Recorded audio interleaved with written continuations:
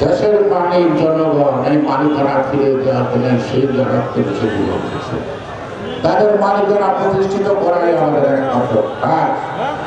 সেই কারণে যে নির্বাচনে যাবে না তার আগে হিসাব করবেন, বুঝতে পারছেন বিএনপি ক্ষমতায় গেলে বিএনপির ক্ষমতায় যেতে দিবেন না। কেন? কি অপরাধ বিএনপি? বিএনপি সংস্কারে বিশ্বাস করে, কুসংস্কারে বিশ্বাস করে না। যারা পিয়ার পদ্ধতি বলে এটা হলো পিছনের রাস্তা, আর আমরা বলতে চাই সামনের রাস্তা, অর্থাৎ সামনাসামনি আনবো তারপর দিয়ে দেবো। পিয়ার সিস্টেমটা কিন্তু খুব ভালো না, সব দেশে কিন্তু একসাথে বিয়েটা বেশি আয় করছে। সুতরাং তারা পিছনের রাস্তা পছন্দ করে, সামনের রাস্তা পছন্দ করে না। পিয়ার সিস্টেম আপনি কারে বলতে চান আপনি জানতে পারবেন না, এটা কোনো সিস্টেম না। আমাদের দেশে যে সংস্কৃতি, রাজনীতিতে, নির্বাচনে সবকিছু মিলে, সেই কারণে আমার দেশের মানুষ যাহা বুঝতে অক্ষম আপনাদের মতো পণ্ডিতরা তার বিলানোর চেষ্টা করবেন না। আমার দেশের মানুষ যদি মনে করবে আজকে আপনি কথা ভালো, 5 বছর পরে যদি বুঝে 5 বছর পরে এই সংস্কার আরম্ভ হতে পারে। সংস্কার চলমান প্রক্রিয়া, সংস্কার এক জায়গায় থেমে থাকে না।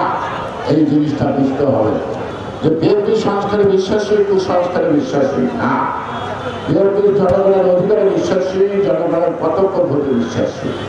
জনগণ তার প্রত্যক্ষ ভোট দিয়ে যারে খুশি সরকার বানায়, আমাদের কোনো আপত্তি নাই। আর আমি মাননীয় প্রধান উপদেষ্টা ডক্টর মোহাম্মদ ইউনূস সাহেবকে চাপ দেব না। আমি বলবো আপনি কথা দিয়েছেন ফেব্রুয়ারি মাসে নির্বাচন করবেন, আপনি আয়োজন করেন, আপনি উদ্যোগ নেন। কেউ যদি আপনাকে চাপ দেয়, বাধা দেয়, বিএনপি আপনার পাশে থাকবো, আপনার অধিকার আপনি প্রতিষ্ঠিত দিবেন, থাকবে বিএনপি আপনার পাশে।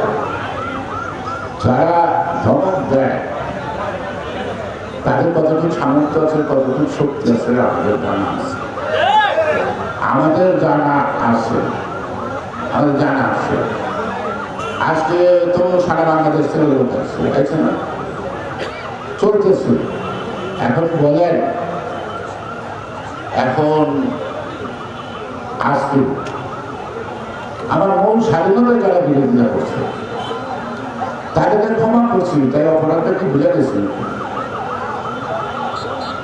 তার বেমানান কথা শুনতে কি আমি বাধ্য নাকি? বাধ্য?